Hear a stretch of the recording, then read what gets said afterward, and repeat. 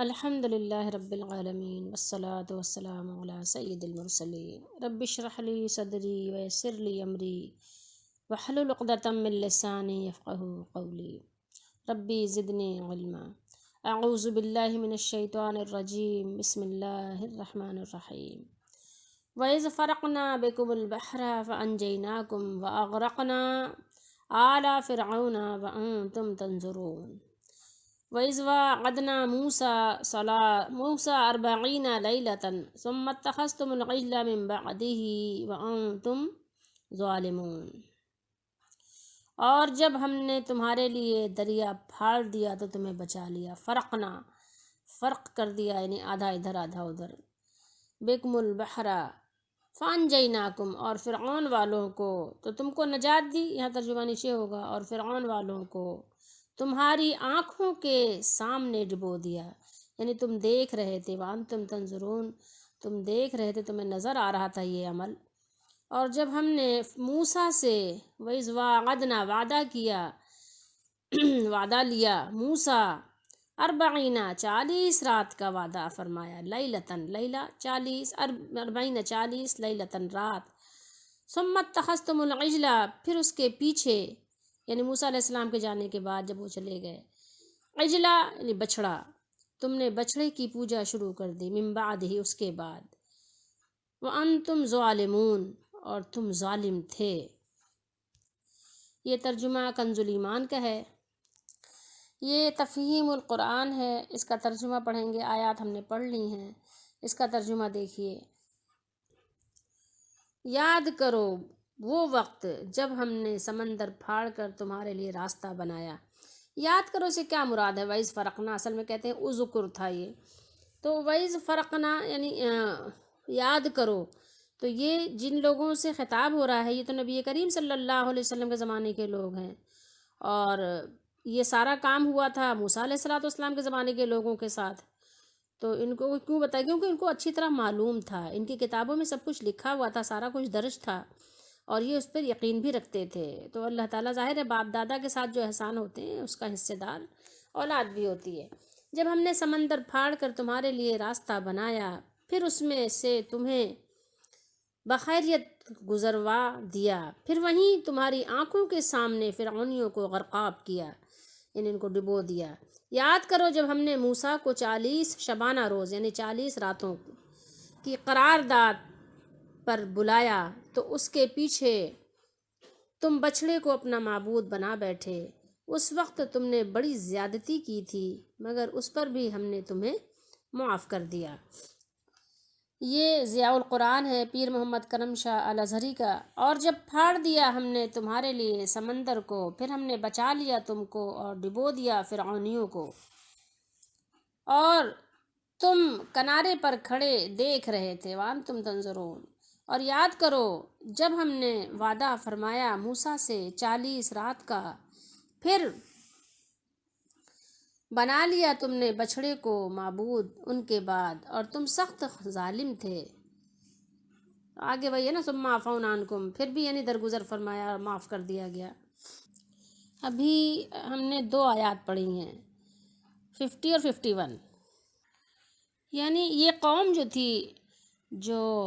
اسرائیلی قوم تھی، یہ غلام بنی ہوئی تھی فرعون کی، سالہ سال سے یہ مظالم برداشت کر رہے تھے۔ تو اس کے بعد جب موسیٰ علیہ السلام اللہ کی اجازت سے اپنی قوم کو لے کر راتوں رات یعنی رات کے وقت موسیٰ علیہ السلام مصر سے روانہ ہوئے، اور صبح ہوئی تو فرعون اپنے لشکر جرار سمیت موسیٰ علیہ السلام کے تعاقب میں جو ہے وہ نکلا مقابلے کے لیے۔ بنی اسرائیل جو تھے ان کا قافلہ جب سمندر یعنی جس کو کہتے ہیں بحر قلزم کے کنارے پر پہنچ رہا تھا، تو پیچھے سے فرعون کے لشکر کی گرد و غبار اڑتی نظر آئی، تو گھبرا گئے، سمجھے کہ اب نجات کے سارے راستے بند ہو گئے ہیں۔ اس واقعے کا ذکر قرآن مجید میں کئی جگہ آیا ہے، تو اس کے ہم موقع سے انشاءاللہ پڑھیں گے، ورنہ وہ تفصیل زیادہ ہو جاتی ہے۔ تو موسیٰ علیہ السلام نے اپنی یعنی جو آپ کی تھی نا جس کو کہتے ہیں آپ کا عصا، اس سے اللہ کی اجازت سے آپ نے سمندر میں جب ضرب لگائی تو سمندر کا پانی یعنی ادھر ادھر ہو گیا، جیسے دو پہاڑ کھڑے ہو گئے بھی اور بیچ میں ایک جیسے روڈ کی طرح نا صاف شفاف برف سے جمع ہوا راستہ بن گیا. تو درمیان میں جب وہ راستہ نظر آیا، موسیٰ علیہ السلام نے کہہ دیا تھا اپنی قوم سے، جب قوم نے کچھ یقیناً کہا تھا، تو جب وہ ظاہر ڈری سہمی قوم ہوتی کیسی ہے، ظاہر بزدل ہو جاتی ہے نا، جس کو جو مقابلہ نہیں کرتی دشمن کا، اور پھر وہ دشمن کے جو ہیلے اور دھوکے کی باتوں میں یعنی جلدی سے مائل ہو جاتی ہے اور پھر اس کی عادی ہو جاتی ہے. تو وہ طفل تسلی کہتے ہیں نا جس کو، یا لالی پاپ. تو جب اس کی یعنی وہ عادی ہو جاتی ہے، چھوٹی سی یعنی بڑی سی بات کہنے کے بعد چھوٹی سی معذرت سے کہتی ہے کہ ہاں ہاں ٹھیک ہے یار، اس نے معذرت کر لی ہے، چاہے کتنا ہی خطرناک دشمن ہو، اسلام دشمن ہو، لیکن وہ راضی برضا رہتی ہے اور بلکہ اسی کی یعنی خوشنودی، اسی کی رضا کے لیے کام کر رہی ہوتی ہے. تو ایسی قوم جو ہے ظاہر ہے اس کے اندر کوئی سکت نہیں ہوتی، کوئی ہمت نہیں تھی، بزدل لوگ ہوتے ہیں، بالکل بزدل. تو اسی طریقے سے وہ قوم بھی تھی. تو ظاہر ہے جب اس نے لشکر کو دیکھا تو گھبرا گئے کہ مطلب یہ کیا مسئلہ ہو گیا. تو موسیٰ علیہ السلام نے ان کو بتا دیا تھا کہ ہرگز نہیں، ایسا نہیں ہو سکتا، میرے رب نے وعدہ کیا ہے اور یقیناً وہ اپنا وعدہ پورا کرے گا. موسیٰ علیہ السلام نے کل کا لفظ آیا، کہا ہرگز نہیں، ایسا نہیں ہوگا. تو جب موسیٰ علیہ السلام نے اپنا عصا جو ہے اللہ کی اجازت سے جب سمندر میں مارا تو وہ اس کا معجزہ ظاہر ہوا کہ سمندر میں راستہ ان کے لیے بن گیا. تفہیم قرآن سے اب ہم آپ کو کچھ سناتے ہیں. مصر سے نجات پانے کے بعد جب بنی اسرائیل جزیرہ نما سینا میں پہنچ گئے تو حضرت موسیٰ علیہ السلام کو اللہ تعالیٰ نے 40 شب و روز کے لیے کوہ طور پر طلب فرمایا تاکہ وہاں اس قوم کے لیے جو اب آزاد ہو چکی تھی قوانین، شریعت اور عملی زندگی کی ہدایت عطا کی جائیں. اور فرماتے ہیں کہ گائے اور بیل کی پرستش کا مرض بنی اسرائیل کی ہمسایہ اقوام میں ہر طرف پھیلا ہوا تھا. مصر اور کنعان میں اس کا عام رواج تھا. حضرت یوسف علیہ السلام کے بعد بنی اسرائیل جب انحطاط میں مبتلا ہوئے اور رفتہ رفتہ قبطیوں کے غلام بن گئے تو انہوں نے من جملہ اور امراض کے ایک یہ مرض بھی اپنے حکمرانوں سے لے لیا تھا. بچھڑی کی پرستش کا یہ واقعہ یعنی موجود ہے. یعنی جب بنی اسرائیل غلامی کی لعنت سے یعنی نجات انہوں نے پا لی اور اس سے نجات حاصل کر کے جب ان کو آزادی کی نعمت مل گئی تو اللہ تعالیٰ نے یعنی موسیٰ علیہ السلام کو ایک کتاب دینے کا یعنی وعدہ فرمایا، یعنی جس پر یہ لوگ عمل کریں اور جو جن کے اندر بے راہ روی جو ہے بس گئی ہے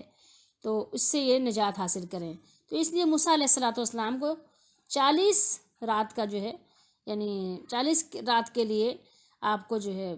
کوہ طور پر اللہ تعالیٰ نے بلایا. یہاں دیکھیے ذکر بھی یہاں موجود ہے نا، اربعین کہتے ہیں 40 کو، اربعون بھی کہتے ہیں، لیکن یہاں وہ حالت نصب میں ہے تو اس لیے اربعین ہے. لیلہ ٹھیک ہے، 40 راتوں کے لیے موسیٰ علیہ السلام کو طلب فرمایا. جب ہم آگے پڑھیں گے تو ہمیں یہ بھی پتہ چلے گا کہ اللہ تعالیٰ نے یعنی 30 راتوں کے لیے طلب فرمایا تھا، پھر 10 بڑھا کر اس کو 40 کر دیا تھا. ٹھیک ہے، تو یہی واقعہ ہے. اور یہ جو بچھڑے کی پوجا کا جو واقعہ ہے تو یہ ابھی آگے جو ہے انشاءاللہ قرآن مجید میں کئی جگہ یہ تفصیل سے اللہ تعالیٰ نے اس کا ذکر فرمایا ہے. یہاں ایک اجمالی طور پر اللہ تعالیٰ نے ذکر فرما دیا ہے کہ یعنی اللہ تعالیٰ کو وحدہ لا شریک اپنے الہ کو چھوڑ کر بچھڑے کو جو ہے پوجا شروع کر دی، انہوں نے بچھڑے کو پوجنا شروع کر دیا. تو اب اس کو یہاں پر اتنے ہی پہ رہنے دیں، آگے انشاءاللہ جب ہم پڑھیں گے تو اس کی تفصیل خود بخود پڑھ لیں گے انشاءاللہ. یہ واقعہ انشاءاللہ آگے آئے گا تفصیل سے، اور سورہ طٰہٰ وغیرہ میں، سورہ یونس میں تو ہم وہاں پڑھیں گے. اصل میں سامری کا ایک ہے ذکر کہ جس نے اس میں ان کو مبتلا کیا تھا، لیکن ظاہر ہے ان کا خود اپنا عمل بھی تھا اس کے ساتھ ساتھ. لیکن سب سے بڑا ظلم کیا ہے؟ سب سے بڑا ظلم یہی ہے کہ انسان اپنے مالک کو چھوڑ کر کسی دوسرے کو جو ہے اس کو راضی کرنے لگ جائے، یا کسی بھی طرح سے کوئی بھی مطلب عمل کرے، کوئی بھی ایسا عمل کرے کہ جو مالک کا یعنی شریک ٹھہرا لے، جس طرح سے بھی، جس کا حکم نہیں دیا گیا وہ کام کرنے لگ جائے کہ جو شرک کی طرح ہو جائے. تو ایسے ہر کام کو اللہ تعالیٰ نے یعنی ظلم سے تعبیر فرمایا ہے. یعنی اللہ کو چھوڑ کر کسی اور سے دعا مانگنے لگ جائیں تو وہ بھی شرک ہی ہے. ٹھیک ہے، اور اسی طریقے سے یہ پوجا پاٹ ہے، چاہے درختوں کی پوجا کرنے لگ جائیں، چاہے پتھروں کی کرنے لگ جائیں، کسی جگہ کی کرنے لگ جائیں، کسی جگہ کی ایسی تعظیم و ادب کرنے لگ جائیں کہ جو اللہ نے حکم دیا ہے، تو بہرحال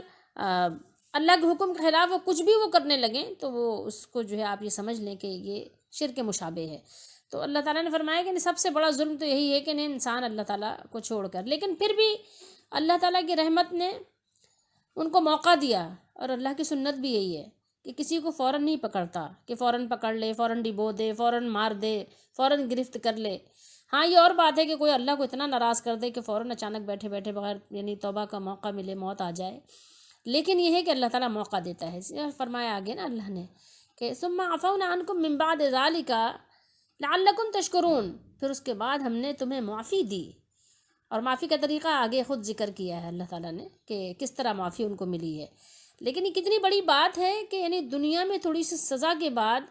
اس کو معاف کر دیا جائے، کیونکہ دنیا کی سزا عارضی ہے، دنیا کی سزا ایک وقتی ہے، تکلیف تھوڑی دیر کے لیے ہے، عارضی تک تکلیف ہے، یہ جو ہے دائمی تکلیف نہیں ہے۔ دنیا کی کوئی بھی سزا، کوئی بھی تکلیف، سب یہ عارضی ہے۔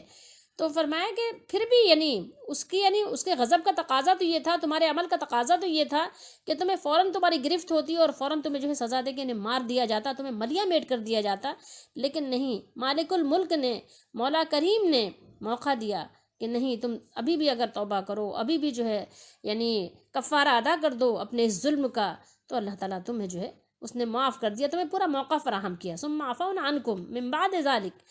پھر اس کے بعد ہم نے تمہیں معافی دی، تمہیں معاف کر دیا، کہ کہیں تم احسان مانو، لعلکم تشکرون، کہیں تم شکر گزاری کرو، شکر ادا کرو، اس وجہ سے تمہارے ساتھ یہ معاملہ ہوا کہ تم شکریہ ادا کرو اپنے مالک کا کہ کیسا مہربان مالک ہے، اس کا شکر گزاری کرو، اس کے سامنے جھکو، اس کی فرما برداری کرو، اور شکر زبان سے بھی کرو صرف، لیکن زبان کی نوک سے نہیں، دل کی گہرائیوں سے، کہ ہر وقت دل جو ہے نا اس کے شکر سے شرشار رہے۔ عبدالسلام بن محمد کی بھی آپ ان کا ترجمہ بھی دیکھ لیجئے، ثم عفونا عنکم من بعد ذلک لعلکم تشکرون، پھر ہم نے اس کے بعد تمہیں معاف کر دیا تاکہ تم شکر کرو، تاکہ تم شکر کرو۔ وجہ کیا ہے؟